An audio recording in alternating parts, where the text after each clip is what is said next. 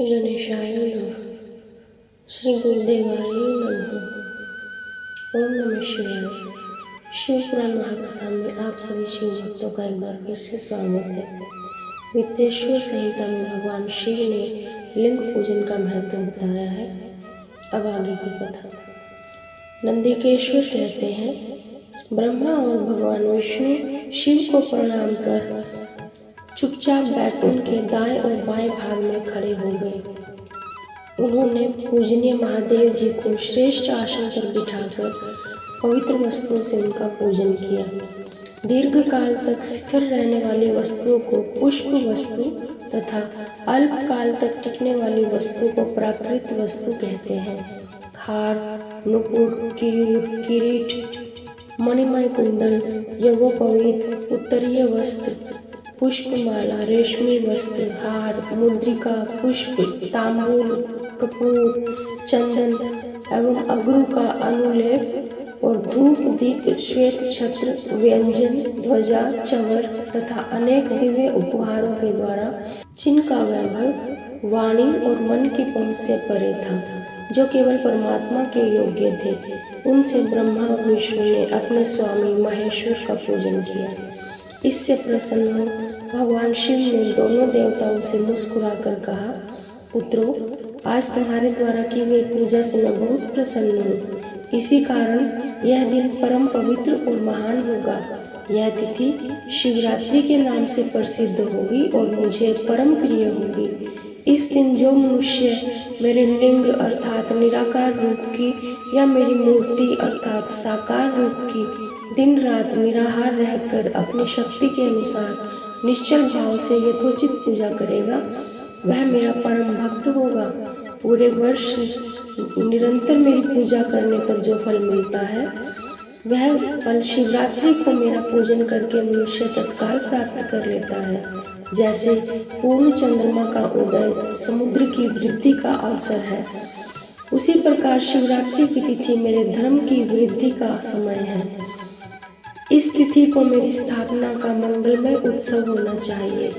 मैं मार्गशीर्ष मास में आद्रा नक्षत्र से युक्त पूर्णमासी या प्रतिपदा को ज्योतिर्मय स्तंभ के रूप में प्रकट हुआ था। इस दिन जो भी मनुष्य पार्वती सहित मेरा दर्शन करता है अथवा मेरी मूर्ति या लिंग की झांकी निकालता है, वह मेरे लिए कार्तिकेय से भी अधिक प्रिय है। इस शुभ दिन में मेरे दर्शन मात्र से पूरा फल प्राप्त होता है। यदि दर्शन के साथ साथ मेरा पूजन भी किया जाए तो इतना अधिक फल प्राप्त होता है कि वाणी द्वारा उसका वर्णन नहीं किया जा सकता। लिंग रूप में प्रकट होकर मैं बहुत बड़ा हो गया था, अतः लिंग के कारण यह भूतल लिंग स्थान के नाम से प्रसिद्ध हुआ और जो जगत के लोग इसका दर्शन और पूजन कर सके, इसके लिए यह अनादि और अनंत ज्योति स्तंभ अर्थात ज्योतिर्मय लिंग अत्यंत छोटा हो जाएगा। यह लिंग सब प्रकार के भोग सुलभ कराने वाला तथा भोग और मोक्ष को एकमात्र साधन होगा। इसका दर्शन, स्पर्श, ध्यान प्राणियों को जन्म और मृत्यु के कष्ट से छुड़ाने वाला है। लिंग के यहाँ प्रकट होने के कारण यह स्थान अरुणाचल नाम से प्रसिद्ध होगा तथा यहाँ बड़े बड़े तीर्थ प्रकट होंगे। इस स्थान पर रहने या मरने से जीवों को मोक्ष प्राप्त होगा। मेरे दो रूप हैं, साकार और निराकार। पहले मैं स्तंभ रूप में प्रकट हुआ, फिर साक्षात रूप में। ब्रह्म भाव में मेरा निराकार रूप है तथा महेश्वर भाव में मेरा साकार रूप है। ये दोनों ही रूप मेरे सिद्ध रूप हैं। मैं ही परम ब्रह्म परमात्मा हूँ। जीवों पर अनुग्रह करना मेरा कार्य है। मैं जगत की वृद्धि करने वाला होने के कारण ब्रह्म कहलाता हूँ। सर्वत्र स्थित होने के कारण मैं ही सबकी आत्मा हूँ। सर्ग से लेकर अनुग्रह तक जो जगत संबंधी 5 कृत्य हैं, वे सदा ही मेरे हैं। मेरी ब्रह्म रूपता का बोध कराने के लिए पहले लिंग प्रकट हुआ, फिर अज्ञात ईश्वरत्व का साक्षात्कार कराने के लिए मैं जगदीश्वर के रूप में प्रकट हो गया। मेरा सकल रूप मेरे ईश्वरत्व और निष्कल रूप मेरे ब्रह्म स्वरूप का बोध कराता है। मेरा लिंग मेरा स्वरूप है और मेरे सामीप्य की प्राप्ति कराने वाला है। मेरे लिंग की स्थापना करने वाले मेरे उपासक को मेरी समानता की प्राप्ति हो जाती है तथा मेरे साथ एकत्व का अनुभव करता हुआ संसार सागर से मुक्त हो जाता है। वह जीते जी परम आनंद की अनुभूति करता हुआ शरीर का त्याग कर शिवलोक को प्राप्त होता है, अर्थात मेरा ही स्वरूप हो जाता है। मूर्ति की स्थापना लिंग की स्थापना की अपेक्षा गौण है। यह उन भक्तों के लिए है जो शिवत्व के अनुशीलन में सक्षम नहीं है।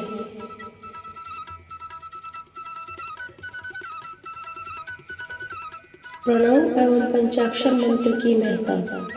ब्रह्मा और विष्णु ने पूछा, प्रभु सृष्टि आदि पंच कृत्यों के लक्षण क्या है, यह हम दोनों को बताइए।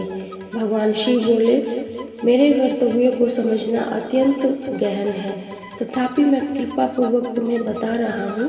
सृष्टि, पालन, संहार, तिरोभाव और अनुग्रह मेरे जगत संबंधी 5 कृत्य हैं जो नित्य सिद्ध है। संसार की रचना का आरंभ सृष्टि कहलाता है। मुझसे पालित होकर सृष्टि का सुशिथिल रहना उसका पालन है। उसका विनाश ही संहार है और प्राणों के उत्क्रमण को तिरोभाव कहते हैं। इन सब से जब छुटकारा मिल जाता है तो मेरा अनुग्रह अर्थात मोक्ष प्राप्त हो जाता है। ये मेरे 5 कृत्य हैं। सृष्टि आदि 4 कृत्य संसार का विस्तार करने वाले हैं और 5वां कृत्य मोक्ष का है। मेरे भक्तजन इन 5 कार्यों को 5 भूतों में देखते हैं। सृष्टि धरती पर, स्थिति जल में, संहार अग्नि में, तिरोभाव वायु में और अनुग्रह आकाश में स्थित है। पृथ्वी से सबकी सृष्टि होती है, जल से सबकी वृद्धि होती है, आग सबको जला देती है और वायु एक स्थान से दूसरे स्थान पर ले जाती है तथा आकाश सबको अनुग्रहित करता है। इन 5 कृत्यों का भार वहन करने के लिए ही मेरे 5 मुख हैं, 4 चारों दिशाओं में और इनके बीच में एक 5वां मुख है। हे पुत्रों, तुम दोनों ने मुझे तपस्या से प्रसन्न कर सृष्टि और पालन 2 कार्य प्राप्त किए हैं। इसी कारण मेरी विभूति स्वरूप रुद्र और महेश्वर ने संहार और तिरोभाव कार्य मुझसे प्राप्त किए हैं, परंतु मोक्ष मैं स्वयं प्रदान करता हूँ। मैंने पूर्व काल में अपने स्वरूप भूत मंत्र का उपदेश किया है जो ओंकार रूप से प्रसिद्ध है। यह मेरा मंगलकारी मंत्र है। सर्वप्रथम मेरे मुख से ओंकार प्रकट हुआ जो मेरे स्वरूप का बोध कराता है। इसका स्मरण निरंतर करने से मेरा ही सदा स्मरण रहता है। मेरे उत्तरवर्ती मुख से अकार, पश्चिम मुख से उकार, दक्षिण मुख से मकार और पूर्ववर्ती मुख से बिंदु का तथा मध्य मुख से नाद का प्रकटीकरण हुआ है। इस प्रकार इन 5 अवयवों से ओंकार का विस्तार हुआ है। इन 5 अवयवों के एकाकार होने पर प्रणव ओम नामक अक्षर उत्पन्न हुआ। जगत में उत्पन्न सभी स्त्री पुरुष इस प्रणव मंत्र में व्याप्त हैं। यह मंत्र शिव और शक्ति दोनों का बोधक है। इसी से पंचाक्षरी मंत्र ओम नमः शिवाय की उत्पत्ति हुई है। यह मेरे साकार रूप का बोधक है। इस पंचाक्षरी मंत्र से मातृका वर्ण प्रकट हुए हैं जो 5 भेद वाले हैं। इसी से शिरो मंत्र सहित त्रिपदा गायत्री का प्राकट्य हुआ है। इस गायत्री से संपूर्ण वेद प्रकट हुए और उन वेदों से करोड़ों मंत्र निकले हैं। उन मंत्रों से विभिन्न कार्यों की सिद्धि होती है। इस पंचाक्षर प्रणव मंत्र से सभी मनोरथ पूर्ण होते हैं। इस मंत्र से भोग और मोक्ष दोनों प्राप्त होते हैं। नंदिकेश्वर कहते हैं, जगदम्बा उमा गौरी पार्वती के साथ बैठे महादेव ने उत्तरवर्ती मुख बैठे ब्रह्मा और विष्णु को पर्दा करने वाले वस्त्र से आच्छादित कर उनके मस्तक पर अपना हाथ रखकर धीरे धीरे उच्चारण कर उन्हें उत्तम मंत्र का उपदेश दिया। 3 बार मंत्र का उच्चारण करके भगवान शिव ने उन्हें शिष्यों के रूप में दीक्षा दी। गुरु दक्षिणा के रूप में दोनों ने अपने आप को समर्पित करते हुए दोनों हाथ जोड़कर उनके समीप खड़े हो जगत गुरु भगवान शिव की इस प्रकार स्तुति करने लगे। ब्रह्मा विष्णु बोले, हे प्रभु, आपके साकार और निराकार दो रूप हैं। आप तेज से प्रकाशित हैं, आप सबके स्वामी हैं, आप सर्वात्मा को नमस्कार है। आप प्रणव मंत्र के बताने वाले हैं तथा आप ही प्रणव लिंग वाले हैं। सृष्टि, पालन, संहार, तिरोभाव और अनुग्रह आदि आपके ही कार्य हैं। आपके 5 मुख हैं, आप ही परमेश्वर हैं। आप सबकी आत्मा हैं, ब्रह्म हैं। आपके गुण और शक्तियाँ अनंत हैं। हम आपको कोटि कोटि नमस्कार करते हैं। इन पंक्तियों से स्तुति करते हुए गुरु महेश्वर को प्रसन्न कर ब्रह्मा और विष्णु ने उनके चरणों में प्रणाम किया। महेश्वर बोले, आर्द्रा नक्षत्र में चतुर्दशी को यदि इस प्रणव मंत्र का जाप किया जाए तो यह अक्षय फल देने वाला है। सूर्य की क्रांति में महा आर्द्रा नक्षत्र में एक बार किया गया प्रणव जप करोड़ों गुना जप का फल देता है। मृगशिरा नक्षत्र का अंतिम भाग तथा पुनर्वसु का शुरू का भाग पूजा, होम, तर्पण के लिए सदा आर्द्रा नक्षत्र के समान ही है। मेरे लिंग का दर्शन प्रातः काल अर्थात मध्याह्न से पूर्व काल में करना चाहिए। मेरे दर्शन पूजन के लिए चतुर्दशी तिथि उत्तम है। पूजा करने वालों के लिए मेरी मूर्ति और लिंग दोनों समान है। फिर भी मूर्ति की अपेक्षा लिंग का स्थान ऊंचा है, इसलिए मनुष्यों को शिवलिंग का ही पूजन करना चाहिए। लिंग का ओम मंत्र से और मूर्ति का पंचाक्षर मंत्र से पूजन करना चाहिए। शिवलिंग की स्वयं स्थापना करके या दूसरों से स्थापना करवाकर उत्तम द्रव्यों से पूजा करने से मेरा पद सुलभ होता है। इस प्रकार दोनों शिष्य को उपदेश देकर भगवान शिव अंतर्ध्यान हो गए। ऋषियों ने पूछा, सूत जी, शिवलिंग की स्थापना कैसे करनी चाहिए तथा उनकी पूजा कैसे, किस काल में तथा किस द्रव्य द्वारा करनी चाहिए। सूत जी ने कहा, महर्षियों, मैं तुम लोगों के लिए इस विषय का वर्णन करता हूँ। इसे ध्यान से सुनो और समझो। अनुकूल एवं शुभ समय में किसी पवित्र तीर्थ में नदी के तट पर ऐसी जगह शिवलिंग की स्थापना करनी चाहिए जहाँ रोज पूजन कर सके। पार्थिव द्रव्य से, जलमय द्रव्य से अथवा तेजस द्रव्य से पूजन करने से उपासक को पूजन का पूरा फल प्राप्त होता है। शुभ लक्षणों में पूजा करने पर यह तुरंत फल देने वाला है। चल प्रतिष्ठा के लिए छोटा शिवलिंग श्रेष्ठ माना जाता है और अचल प्रतिष्ठा हेतु बड़ा शिवलिंग अच्छा रहता है। शिवलिंग की पीठ से स्थापना करनी चाहिए। शिवलिंग की पीठ गोल, चौकोर, त्रिकोण अथवा काठ के पाए की भांति ऊपर से और नीचे से मोटा तथा बीच में से पतला होना चाहिए। ऐसा लिंग पीठ महान फल देने वाला होता है। पतले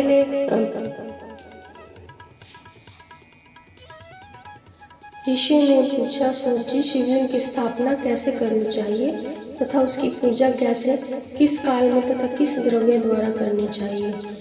सूत जी ने कहा, महर्षियों, मैं तुम लोगों के लिए इस विषय का वर्णन करता हूँ। इसे ध्यान से सुनो और समझो।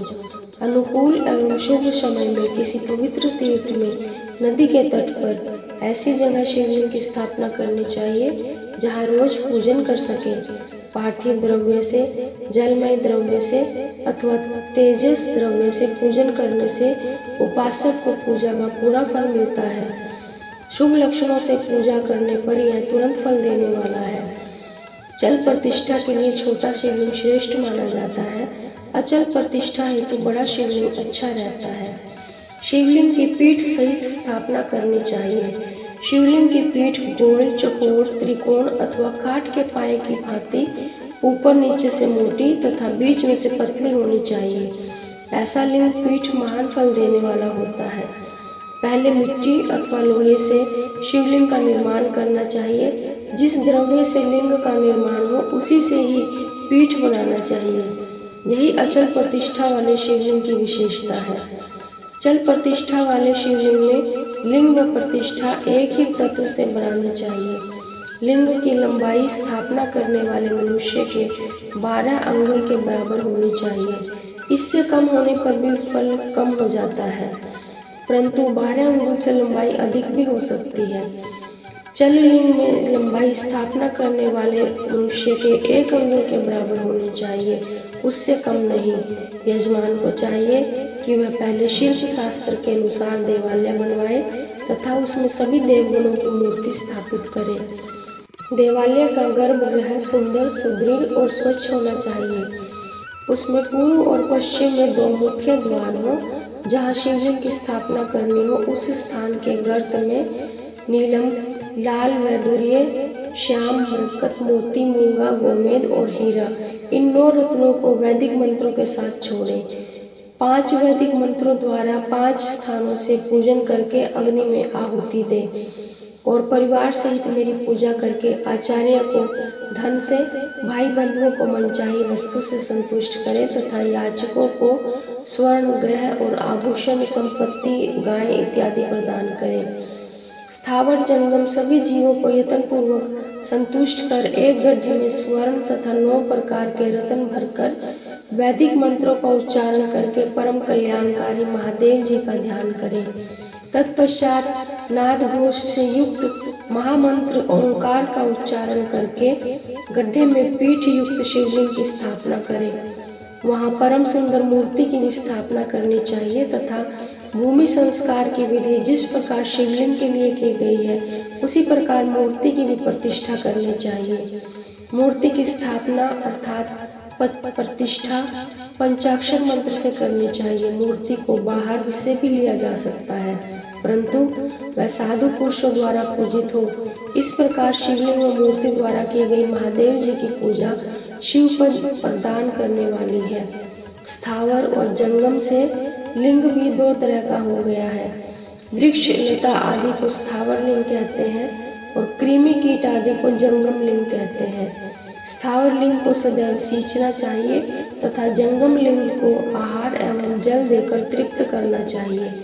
यूं चराचर जीवों को भगवान शंकर का प्रतीक मानकर उनका पूजन करना चाहिए। इस तरह महालिंग की स्थापना करके विविध उपचारों द्वारा उसका रोज पूजन करें तथा देवालय के पास ध्वजारोहण करें। शिवलिंग साक्षात शिव का पद प्रदान करने वाला है। आवाहन, आसन, अर्घ्य, पाद्य, पाद्यांग, आचमन, स्नान, वस्त्र, यज्ञोपवीत, गंध, पुष्प, धूप, दीप, नैवेद्य, तांबूल, समर्पण, निराजन, नमस्कार और विसर्जन, ये 16 उपचार हैं। इनके द्वारा पूजन करें। इस तरह किया गया भगवान शिव का पूजन शिव पद की प्राप्ति कराने वाला है। सभी शिवलिंगों की स्थापना के उपरांत चाहे वे मनुष्य द्वारा स्थापित हो, ऋषियों या देवताओं द्वारा अथवा अपने आप प्रकट हुए हो, सभी का उपयुक्त विधि से पूजन करना चाहिए, तभी फल प्राप्त होता है। उसकी परिक्रमा और नमस्कार करने से शिवपद की प्राप्ति होती है। शिवलिंग का नियम पूर्वक दर्शन भी कल्याणकारी होता है। मिट्टी, आटा, गाय के गोबर, फूल, कनेर, पुष्प, फल, गुड़, मक्खन, भस्म आदि और अन्न से बना शिवलिंग बनाकर प्रतिदिन पूजन करें। प्रतिदिन 10,000 प्रणव मंत्रों का जाप करें अथवा दोनों संध्याओं के समय 1000 प्रणव मंत्रों का जाप करें। इससे भी शिवपद की प्राप्ति होती है। जप काल में प्रणव मंत्र का उच्चारण मन की शुद्धि करता है। नाद और बिंदु से युक्त ओंकार को कुछ विद्वान समान प्रणव कहते हैं। प्रतिदिन 10,000 पंचाक्षर मंत्र का जाप अथवा दोनों संध्याओं में 1,000 मंत्र का जाप शिवपद की प्राप्ति कराने वाला है। सभी ब्राह्मणों के लिए प्रणव से युक्त पंचाक्षर मंत्र अति फलदायक है। कलश से किया गया स्नान, मंत्र की दीक्षा, मातृकाओं का न्यास और सत्य से पवित्र अंतःकरण ब्राह्मण तथा ज्ञानी गुरु सभी को उत्तम माना गया है। पंचाक्षर मंत्र का 5 करोड़ जाप करने से मनुष्य भगवान शिव के समान हो जाता है। 1, 2, 3 अथवा 4 करोड़ जाप करके मनुष्य क्रम से ब्रह्मा, विष्णु, रुद्र और महेश्वर का पद प्राप्त कर लेता है। यदि 1000 दिनों तक प्रतिदिन 1 सहस्त्र जाप पंचाक्षर मंत्रों का किया जाए और प्रतिदिन ब्राह्मणों को भोजन कराया जाए तो इससे अभिष्ट कार्य की सिद्धि होती है। ब्राह्मणों को प्रतिदिन प्रातःकाल 1000 बार गायत्री मंत्र का जाप करना चाहिए, क्योंकि गायत्री मंत्र शिव पद की प्राप्ति कराता है। वेद मंत्रों और वैदिक सूक्तियों का भी नियम से जाप करें। अन्य मंत्रों में जितने अक्षर हैं उनके उतने लाख जाप करें। इस प्रकार यथाशक्ति जाप करने वाला मनुष्य मोक्ष प्राप्त करता है।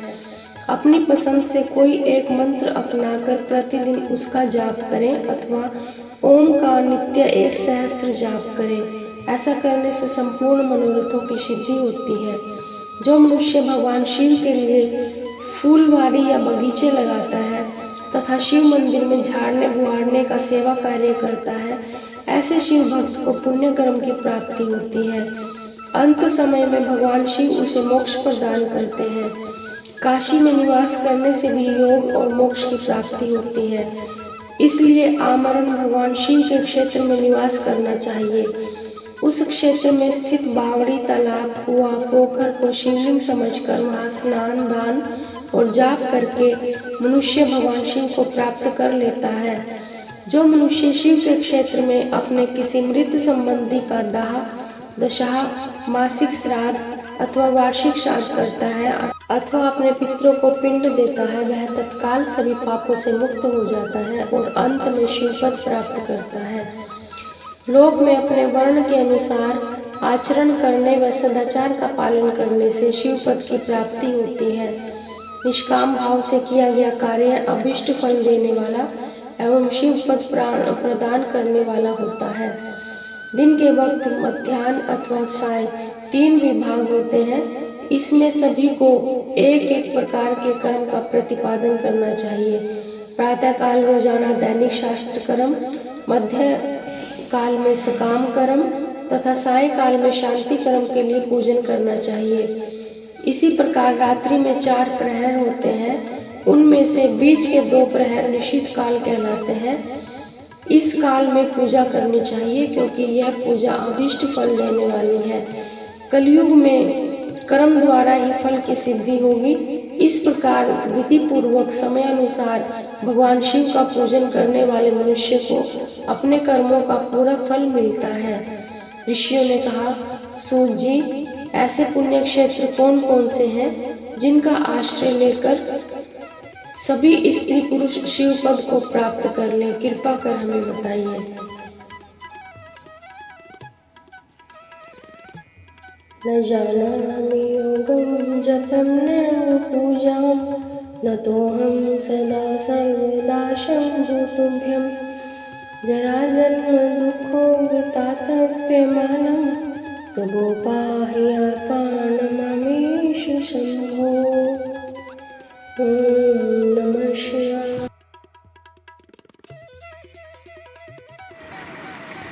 आप सभी शिव भक्तों का बहुत बहुत धन्यवाद। शेष कथा अगले भाग में।